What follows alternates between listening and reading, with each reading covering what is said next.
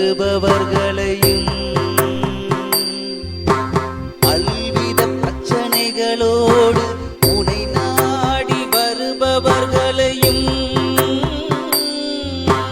விரலி மஞ்சளால் வியாதி நீக்கும் தேவியே. திருமணம் ஆகவில்லை, குழந்தையின்மை, குடும்பத்தில் நிம்மதியின்மை,